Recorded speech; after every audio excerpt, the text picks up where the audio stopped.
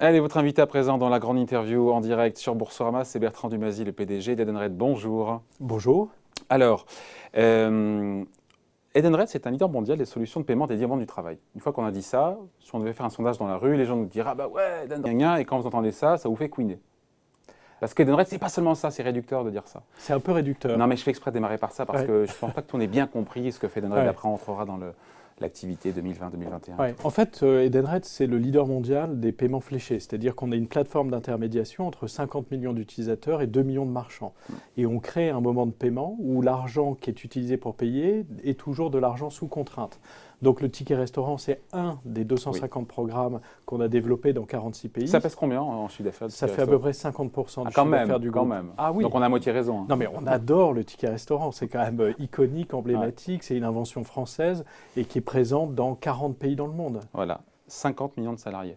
50 millions de salariés qui utilisent nos 250 programmes, dont le ticket restaurant. Mais si vous avez besoin d'offrir des cadeaux à vos collaborateurs, vous ne manquerez pas d'utiliser en France Cadeos. Si vous avez besoin de vous déplacer, vous ne manquerez pas d'utiliser le ticket mobilité ou une carte essence qu'on développe aussi un peu partout dans le monde. Et tout ça, c'est ce qu'on appelle du prépayé. Donc pour vous... Alors c'est de l'argent fléché et une partie de cet argent fléché est en prépayé. C'est-à-dire qu'on reçoit l'argent et on le distribue en fonction de ses rythmes d'utilisation. C'est ce qui fait dire à certains que Edenred est une cash machine.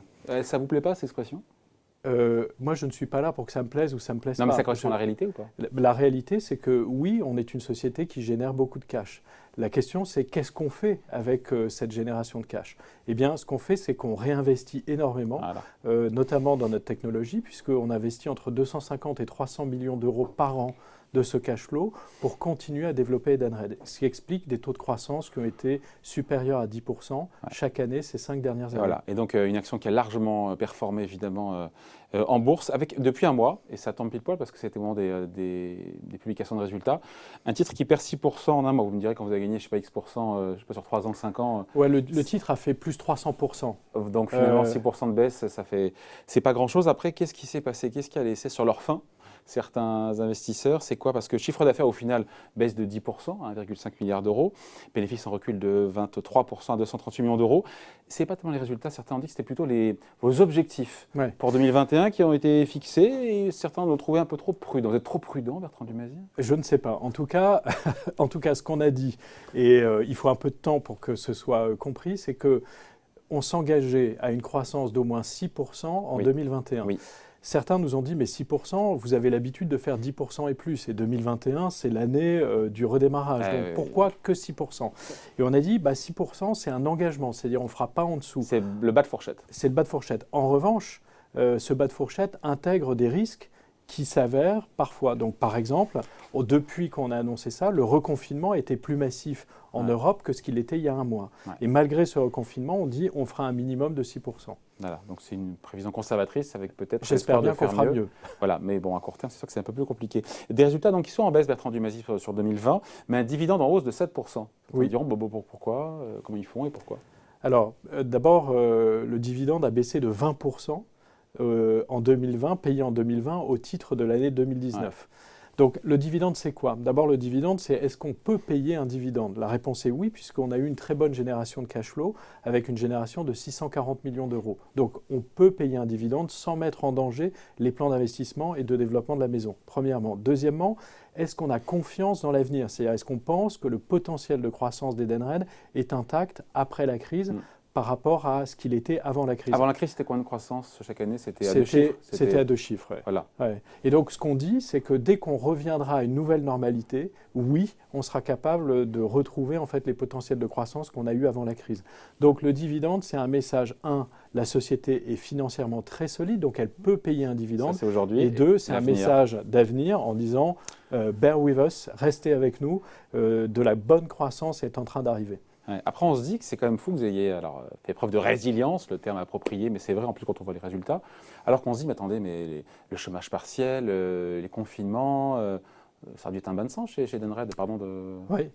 En fait, ça ne l'a pas été pour plusieurs raisons. La première, c'est qu'on est présent dans 45 pays Ouais. Et donc l'intensité en fait, du confinement et du Covid a été très différente d'une zone géographique à l'autre.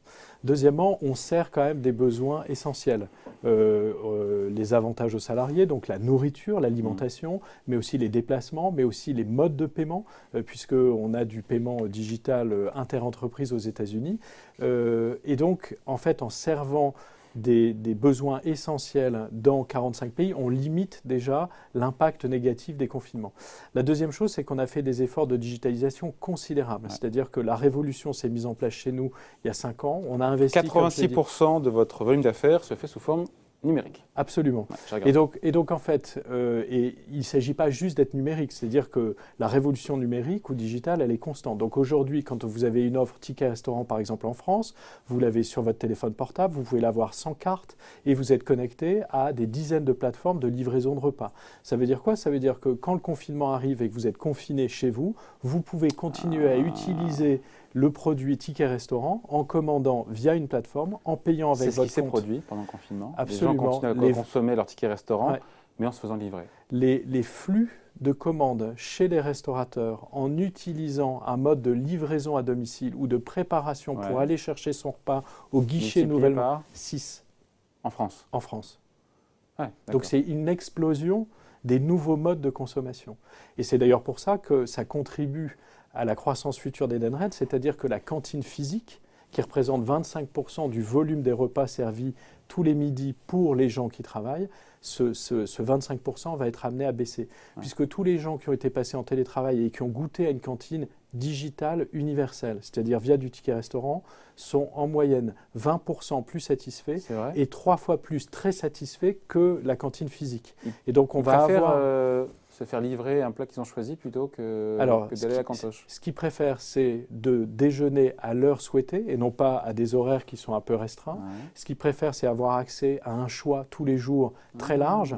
Ce qu'ils préfèrent aussi, c'est un mode de consommation qui est différent. Soit je marche et je vais chercher ça chez mon restaurateur préféré dans mon quartier, soit je me fais livrer parce qu'il se trouve que ce jour-là, j'ai une conf call au moment où je suis censé déjeuner. Et donc la grande liberté d'utilisation et le choix fait qu'on voit des basculements de la cantine physique à la cantine virtuelle. Donc télétravail ou pas, pardon, je coupe télétravail ou pas, ça ne change rien pour vous au final. Le télétravail est un très bon ami des solutions digitales d'Edenred. Et donc, je vous donne 2-3 exemples. Vous avez la Société Générale en France, Orange en France, Siemens en Belgique, IBM en Italie, qui sont passés d'un mode de cantine physique à un mode de cantine virtuelle. Pourquoi? Parce que ça a été... Pas à 100%, c'est encore modulé, mais c'est en forte accélération. Pourquoi? Parce qu'encore une fois, ceux qui ont goûté à cette cantine virtuelle disent « mais on ne veut pas revenir en arrière ». Mais ça fait plus de business pour vous, c'est un transfert de business, parce qu'ils vont pas... moi, la cantine physique, ce n'est pas mon business. Moi, je ne suis pas un cantinier. Moi, je suis un plateformiste. On ne peut pas payer avec son ticket resto sa cantine? Très rarement. C'est-à-dire qu'en général, vous payez sans utiliser le ticket restaurant. Ah oui, donc c'est tout bénef. C'est pas tout bénef, c'est des nouveaux marchés qui s'ouvrent. Bon. Est-ce que vous souhaitez que les Français écoulent tous les tickets restaurants qu'ils n'ont pas, pour le coup, dépensé l'an dernier? Parce que j'ai vu que c'est pas nouveau, mais la durée de validité a été prolongée jusqu'en septembre 2021. C'est un appel... Non, alors déjà, c'est une prise de responsabilité de notre côté. Il y a un contrat, et le contrat dit que le millésime s'arrête à la fin d'année. Il y a une prise de responsabilité de notre part en disant oui, ça s'arrête à la fin d'année. Mais c'est un geste que vous faites, c'est ça? Évidemment, c'est-à-dire qu'il faut que cet argent reste dans les poches du bénéficiaire qui n'a pas pu les dépenser. C'est pour ça que les dates de validité ont été repoussées. La décision chez nous a été prise en une demi-seconde. On est là pour servir nos clients, premièrement. Deuxièmement, oui, il faut dépenser cet argent. Donc je le dis, allez au restaurant dès que les restaurants vont rouvrir. C'est une catégorie de services en France qui a le plus souffert. Et donc, une fois que ça va redémarrer, dépensons notre argent là où c'est le plus utile. Et chérissez votre restaurateur ou vos restaurateurs et allez dépenser vite votre argent. D'ailleurs, les Français le savent. Le plafond journalier est passé de 19 € à 38 €. Exactement. On peut dépenser aussi le week-end et les jours fériés. Exactement. Le lendemain de cette prise de décision, qui est une décision régulatoire, la dépense moyenne dans nos tuyaux est passée de 24 à 31 €. De 14 à 21 €. C'est-à-dire que dès que vous ouvrez les tuyaux, les Français disent « mais oui, mais moi j'ai envie de dépenser plus ». Et de dépenser plus chez mon restaurateur. Et d'ailleurs, c'est ce qu'on dit au gouvernement. On dit « mais le plafond journalier est à 10 €. Faites-le passer à 15. » Et pourquoi est-ce qu'il ne bouge pas? Ils y réfléchissent probablement. Vous menez un lobbying intense pour ça? En tout cas, je le dis et je le redis parce que plein d'autres pays ont déjà adopté ça. C'est-à-dire que les Autrichiens ont multiplié par 2 la valeur journalière. Les Turcs ont augmenté ça de 20%. Les Roumains ont augmenté ça de 30%. Tout le monde dit en Europe, c'est un des systèmes qui permet de flécher l'argent vers un secteur qui a beaucoup souffert. Ouais. Et si on le fait, tout le monde gagne. Le salarié est content de dépenser plus, l'employeur est content de redonner du pouvoir d'achat à son employé parce qu'il ne peut pas augmenter les salaires, les restaurateurs reçoivent plus de volume alors qu'ils sont contraints par leur capacité de réception et ils ont souffert énormément pendant la crise, et l'État gagne, puisque le montant de défiscalisation... C'est win-win-win-win, tout le monde gagne. C'est rare, c'est suffisamment rare pour être précisé. Ouais. J'apprends aujourd'hui quand même qu'Edenred profite de l'explosion de la vente à emporter. Je pensais que ça vous jouait, c'est intéressant ça. Alors aujourd'hui, Edenred est connecté à 100 plateformes dans le monde. Ouais. 100 plateformes dans le monde dans 16 pays.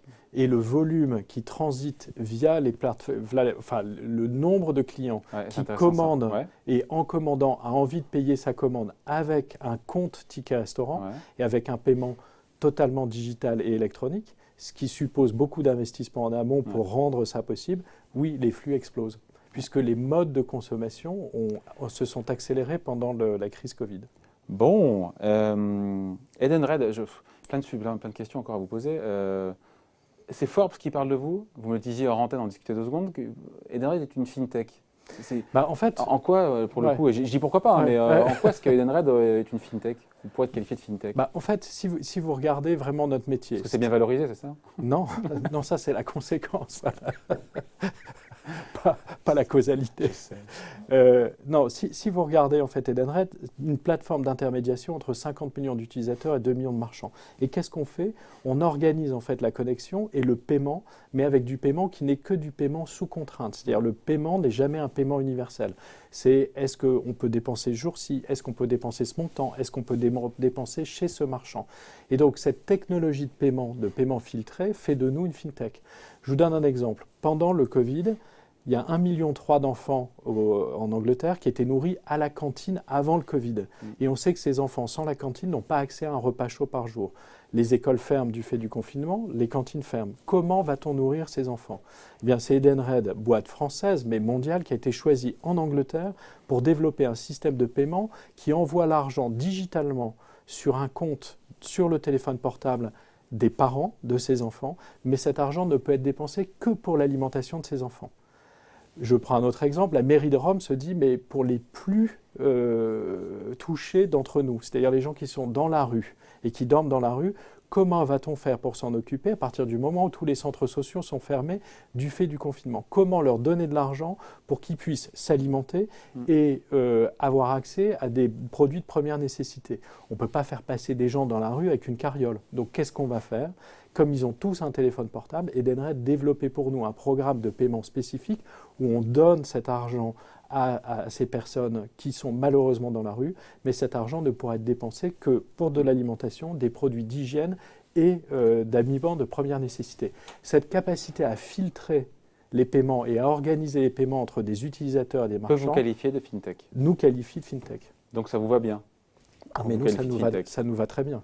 Parce qu'en termes de valorisation, je regardais, PER de 38, c'est cher ça, non? Alors, si j'en crois les analystes, il y a un potentiel de croissance encore assez important. Ouais. Bon. Après, comment être optimiste à court terme? Alors qu'on voit, notamment en Europe, vous êtes présent, vous me disiez, dans, je ne sais plus, 46 pays dans le monde, 30% de notre chiffre d'affaires est en Europe, et 60% en Europe et 30% en Amérique latine. LATAM, comme on dit, Amérique latine, LATAM. Comment être optimiste là, à très court terme? Parce qu'on a... sachant que vous attendez, on l'a dit, une hausse de votre bénéfice opérationnel, mais il y a les hôpitaux qui sont saturés, les écoles qui sont sur le bord de la fermeture, le président Macron qui parle ce soir, on se doute, enfin personne n'est dans ses pensées, mais que la nouvelle ne sera pas bonne. Cette perspective d'un nouveau confinement, peut-être en tout cas plus strict que ce qu'on vit aujourd'hui, comment rester confiant par rapport aux prévisions que vous avez faites maintenant il y a plus d'1 mois? Alors d'abord, nos prévisions, c'est en incluant en fait son lot de bonnes et de mauvaises nouvelles. Et là, on a plutôt des mauvaises nouvelles qui arrivent, mais c'est des scénarios qu'on avait modélisés, qu'on avait pris en compte. Premièrement. Deuxièmement, il y a une situation court terme qui est alarmante dans un certain nombre de pays, mais encore une fois, nous, on a la chance d'être dans 46 pays, donc on voit aussi les endroits où ça s'améliore. C'est-à-dire que l'Espagne a déconfiné, alors qu'elle avait reconfiné très ardemment. L'Angleterre est en train de déconfiner. Aucun mort au UK hier du Covid. Donc déjà, la situation française est particulière, c'est-à-dire qu'on a reconfiné durement peut-être plus tard, et donc on passe un pic que les autres ont passé avant nous. Donc comme on est présent dans tous les pays du monde, on voit en fait ces évolutions. La France, ça pèse combien dans vos comptes? La France, ça pèse 16% de notre chiffre d'affaires. D'accord? Donc peut-être qu'on a un mauvais passage en France, mais on a des meilleurs passages ailleurs, notamment en Espagne et en Angleterre. Ça, c'est la première chose. La deuxième, c'est qu'on voit aussi en avance de phase les campagnes de vaccination. Les États-Unis qui vaccinent 1 million de personnes par jour, maintenant 2 millions. Ça y est, la machine se met en route et probablement que l'immunité collective, dans la première économie du monde, sera atteinte cet été. Et on va y arriver en Europe. C'est-à-dire que oui, parfois ça met plus de temps qu'on ne le souhaiterait, mais l'intelligence des hommes se met en route et on sera globalement bien vacciné d'ici à l'été. Et donc ça va repartir. Donc votre confiance n'est pas altérée, même si à court terme, les nouvelles sur la France, qui pèse 16% de votre marché, de votre business global, ne sont pas bonnes. Ma confiance n'est pas altérée et mon métier de chef d'entreprise me demande d'avoir une confiance dans l'avenir, un jour à la fois. Ouais, d'avoir une vision un peu plus longue des choses. Absolument. Est-ce que ça veut dire que vous êtes à l'affût aussi de nouvelles acquisitions? Il y a toujours beaucoup d'acquisitions chez Edenred ces dernières années. Je sais pas, j'ai vu passer les chiffres, je ne les ai plus en tête, mais plusieurs milliards sur quelques dizaines d'acquisitions en quelques années. L'objectif, ce serait quoi? Pas de me donner un scoop, même si j'en rêve, mais c'est de me dire que vous cherchez à compléter quoi? Une présence géographique, une ligne de métier, des offres tout ça, en général. En fait, quand on achète un actif... C'est vrai, on regarde tout en même temps. Ça coche toutes les cases. Non, et que ce soit pas cher. Non, c'est plus rare. Non, mais en fait, quand vous achetez une entreprise, vous achetez 3 choses. Soit vous achetez un portefeuille de clients, donc c'est un segment de clients ou une géographie de clients. Soit vous achetez ou une technologie, c'est-à-dire accès à une technologie où vous dites ça va aller plus vite en l'achetant plutôt que de la développer nous-mêmes. Et troisièmement, vous achetez des savoir-faire. Donc quand vous évaluez la valeur d'une entreprise, vous regardez d'abord le potentiel humain qu'il représente, le potentiel économique que ça représente et le potentiel technologique. Qu'est-ce que ça veut dire pour nous? Ça veut dire que nous, la priorité, c'est la croissance organique. C'est-à-dire on crée une plateforme et on met de plus en plus de volume. Donc pas d'acquisition structurante dans les tuyaux? Si, il pourrait y en avoir dans les années qui viennent, mais moi j'aime bien d'abord la croissance organique parce que ça permet de savoir si on est en forme avec les actifs qu'on a.